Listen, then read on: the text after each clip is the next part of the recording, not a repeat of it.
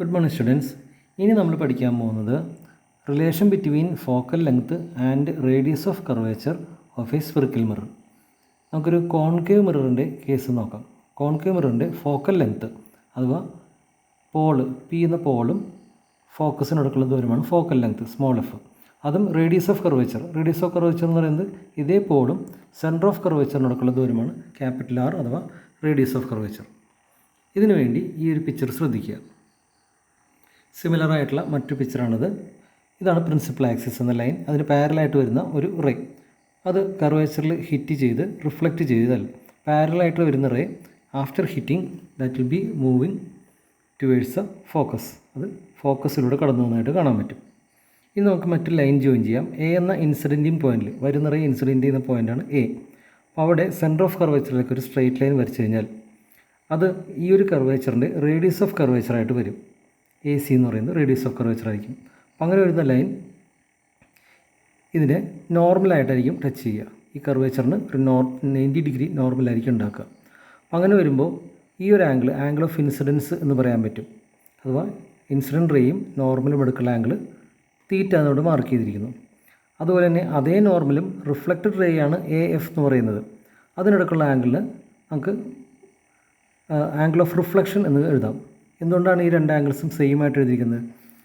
Law of reflection പ്രകാരം angle of incidence should be equal to angle of reflection. ഇനി ഇവിടെ നോക്കുക. ഇനി ഈ ആംഗിൾ എങ്ങനെ തീറ്റ ആയതെന്ന് നോക്കാം. ഇവിടെ രണ്ട് പാരൽ ലൈൻസിനെ ഒരു ലൈൻ ഇൻ്റർസെക്റ്റ് ചെയ്യാനായിട്ട് കാണാൻ പറ്റും. So alternate interior angles same ആയിരിക്കും എന്ന് പഠിച്ചിട്ടുണ്ടാവുമല്ലോ. അപ്പോൾ അങ്ങനെ ഈ ആംഗിൾ തീറ്റയായ സ്ഥിതിക്ക് ഈ ആംഗിളും തീറ്റയാകും.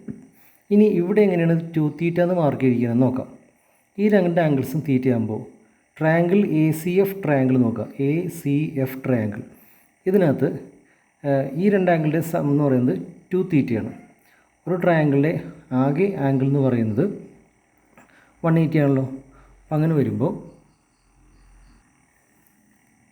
വരുമ്പോൾ ഈ ആംഗിൾ എന്ന് പറയുന്നത് 180 മൈനസ് 2 തീറ്റ ആയിരിക്കും. ഇപ്പുറം കാണുന്ന ആംഗിൾ. ഇനി ഇങ്ങനെ നോക്കുക. ഇങ്ങനെ നോക്കുമ്പോൾ ഈ ഒരു ആംഗിൾ 180 മൈനസ് 2 തീറ്റ. സോ റിമൈനിങ് ആംഗിൾ എന്തായിരിക്കും? 180 മൈനസ് 2 തീറ്റ. അതായത് 2 തീറ്റ ആംഗിളായിരിക്കും ഇവിടെ വരിക. അപ്പോൾ അങ്ങനെയാണ് ഈ ആംഗിൾസൊക്കെ വന്നിരിക്കുന്നതായിട്ട് നമുക്ക് മനസ്സിലാക്കാൻ പറ്റും. ഇതും സെയിം പിക്ചർ തന്നെയാണ് നമുക്ക് കാണാൻ പറ്റും. തൽക്കാലം നമുക്ക് ഈ പിക്ചർ കൺസിഡർ ചെയ്യേണ്ട. ഇനി ഈ ഡയഗ്രത്തിൽ angle M C P angle എന്ന് പറയുന്നത് തീറ്റയാണ്. അതുപോലെ ആംഗിൾ എം എഫ് പി എന്ന് പറയുന്നത് 2 തീറ്റയാണ്. ഈ ട്രയാങ്കിളിൽ നമുക്ക് ടാൻ തീറ്റ എടുത്ത് നോക്കാം. So tan theta equal to M D by C D. അത് ഈ ഒരു ട്രയാങ്കിളിലാണ്. എം സി ഡി ട്രയാങ്കിൾ ആലോചിക്കുക. എം സി ഡി ട്രയാങ്കിളിൽ ഒരു ആംഗിളാണല്ലോ തീറ്റ.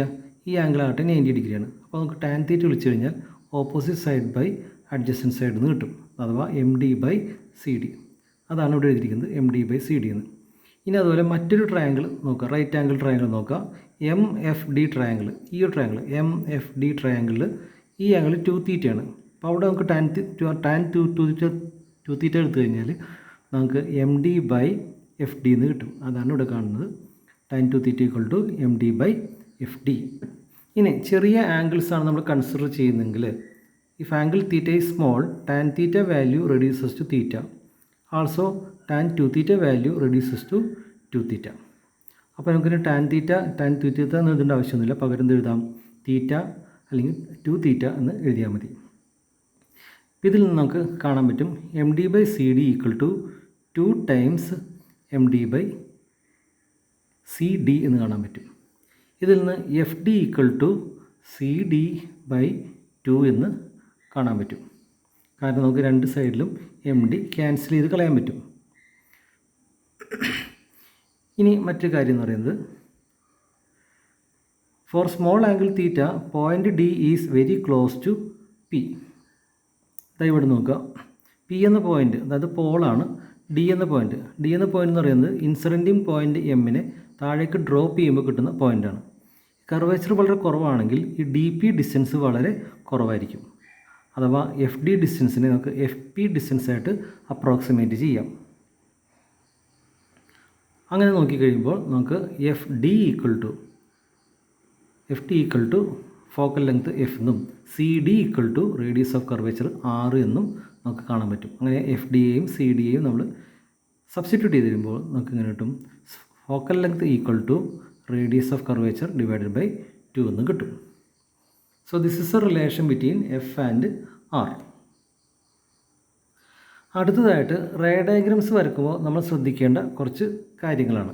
നമുക്ക് ഫസ്റ്റ് കാര്യം നോക്കാം. The ray from the point which is parallel to the principal axis, the reflected rays goes through the focus of the mirror. Parallel ആക്സിസിന് പാരലായിട്ട് വരുന്ന റേസ് ആഫ്റ്റർ റിഫ്ലക്ഷൻ ഫോക്കസിലൂടെ കടന്നു പോകും. അതിവിടെ നമുക്ക് കാണാൻ പറ്റും. ആക്സിസിന് പാരലായിട്ട് വരുന്ന റേസ് റിഫ്ലക്ഷന് ശേഷം ആരോ മാർക്കുള്ള റേ മാത്രം നോക്കുക, അത് എഫിലൂടെ അഥവാ ഫോക്കസിലൂടെ കടന്നു പോകുന്നതായിട്ട് കാണാൻ പറ്റും. അടുത്തത് the ray passing through the centre of curvature of a concave mirror or appearing to pass through it for a convex mirror. The reflected ray simply retraces the path.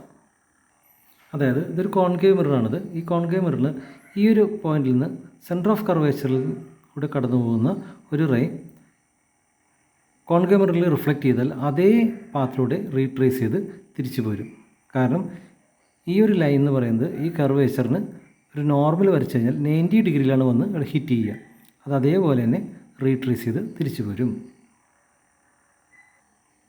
അതുപോലെ തന്നെ a ray passing through the focus of a concave mirror or appearing to pass through the focus of a convex mirror, the reflected ray is parallel to the principal axis. നമ്മൾ നേരത്തെ പറഞ്ഞതിൻ്റെ റിവേഴ്സാണിത്. അതെങ്ങനെയെന്ന് നോക്കാം. അതായത് നമ്മൾ നേരത്തെ പറഞ്ഞു ആക്സിസിന് പാരലായിട്ട് വരുന്ന റേസ് കോൺകേവ് മിററിൽ ഹിറ്റ് ചെയ്താൽ ഫോക്കസിലൂടെ കടന്നു പോകുമെന്ന് പറഞ്ഞു. ആരോ മാർക്ക് ഇങ്ങനെയാണ് ഇട്ടിരിക്കുന്നത് അല്ലേ. ഇതിൻ്റെ റിവേഴ്സ് ആലോചിച്ച് നോക്കി. ഇങ്ങനെ ഒരു റേ വന്നിരുന്നെങ്കിലോ ഫോക്കസിലൂടെ വന്നിരുന്നെങ്കിലോ അത് കോൺകേവ് മിററിൽ ഹിറ്റ് ചെയ്ത് കഴിഞ്ഞാൽ ആക്സിസിന് പാരലായിട്ട് പുറത്തേക്ക് പോകുന്നതായിട്ട് കാണാൻ പറ്റും. അപ്പോൾ ഒരു റേക്ക് ഒരു ഡയറക്ഷനിൽ പാസ് ചെയ്യാൻ സാധിച്ചാൽ വിപരീത ദിശയിലും റീട്രേസ് ചെയ്യാനുള്ള ഒരു കഴിവ് റേസിന് ഉണ്ട്. ഇനി അടുത്ത പോയിന്റ് നോക്കാം. The ray incident at any angle at the pole, the reflected ray follows the law of reflection. Law of reflection എന്താ പറയുന്നത്? Angle of incidence I equal to angle of reflection R. അതിൻ്റെ meaning ഇതാണ്. ഒരു concave മിററാകട്ടെ convex മിററാകട്ടെ, pole എന്ന പോയിൻറ്റിനെ ലക്ഷ്യമാക്കി വരുന്ന ഒരു റേ ആഫ്റ്റർ റിഫ്ലക്ഷൻ അത് റിഫ്ലക്റ്റ് ചെയ്ത് പോകും. പക്ഷേ അവിടെ ലോ ഓഫ് റിഫ്ലക്ഷൻ ഒബേ ചെയ്തിരിക്കും. That is I this angle will be same as this angle. ഇപ്പോൾ കോൺവെക്സ് മിററിൻ്റെ കേസിലാണെങ്കിലും ദിസ് ആംഗിൾ ഐ ഈ സെയിം ആസ് ദിസ് ആംഗിൾ. അതാണ് ലോ ഓഫ് റിഫ്ലക്ഷൻ എന്ന് പറയുന്നത്. I is equal to R. ഇനി അടുത്ത വീഡിയോ ക്ലാസ്സിൽ നമുക്ക് മിറർ ഇക്വേഷൻ എന്താണെന്ന് പഠിക്കാം.